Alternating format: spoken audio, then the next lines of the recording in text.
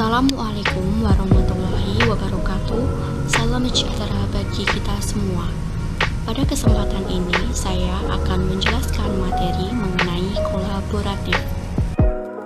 Menurut Dear and Singh, kolaborasi adalah value generated from an alliance between two or more firms aiming to become more competitive by developing shared routine. Selain di kursus tentang definisi kolaborasi, terdapat istilah lainnya yang juga perlu dijelaskan, yaitu collaborative governance. Kode etik atau panduan perilaku kolaboratif meliputi 1. Memberi kesempatan kepada berbagai pihak untuk berkontribusi. 2. Terbuka dalam bekerja sama untuk menghasilkan nilai tambah. 3. Menggerakkan pemanfaatan berbagai sumber daya untuk tujuan bersama. Kata kunci dari kolaboratif adalah kesediaan kerjasama. 2. Sinergi untuk hasil lebih baik.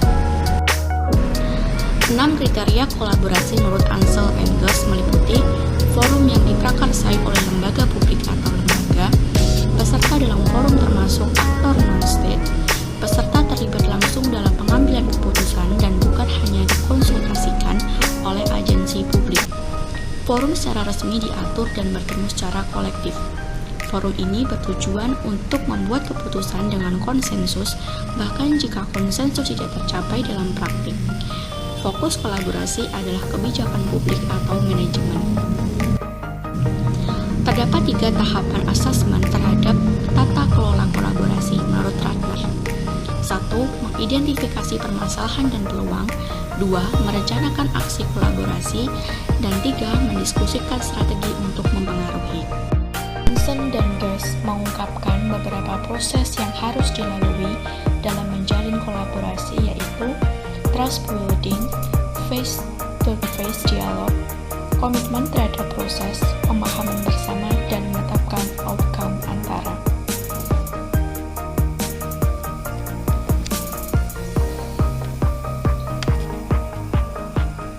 Menurut Perels Lopez, organisasi yang memiliki collaborative culture terdapat 7 indikator. Aktivitas kolaborasi antar organisasi menurut Estov meliputi kerjasama informal, perjanjian bantuan bersama, memberikan pelatihan, menerima pelatihan, perencanaan bersama, menyediakan peralatan, menerima peralatan, memberikan bantuan teknis, menerima bantuan teknis, memberikan pengelolaan hibah, dan menerima pengelolaan hibah. Faktor yang mempengaruhi keberhasilan dalam kolaborasi antar lembaga pemerintah menurut Kustomato, yaitu kepercayaan, pembagian kekuasaan, gaya kepemimpinan, strategi manajemen, dan formalisasi pada pencapaian kolaborasi yang efisien dan efektif antara entitas publik. Faktor penghambat meliputi ketidakjelasan batasan masalah karena perbedaan pemahaman dalam kesepakatan kolaborasi dan dasar hukum kolaborasi yang juga tidak jelas.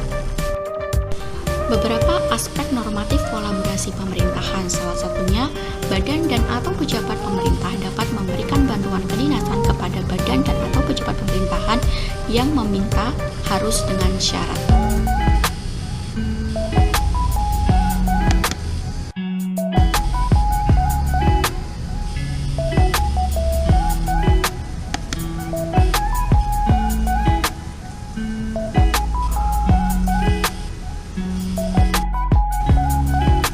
Selanjutnya, berkaitan dengan goal of government, adalah sebuah pendekatan penyelenggaraan pemerintahan yang menyatukan upaya-upaya kolaboratif pemerintahan dari keseluruhan sektor dalam ruang lingkup koordinasi yang lebih luas guna mencapai tujuan-tujuan pembangunan kebijakan, manajemen program, dan pelayanan publik.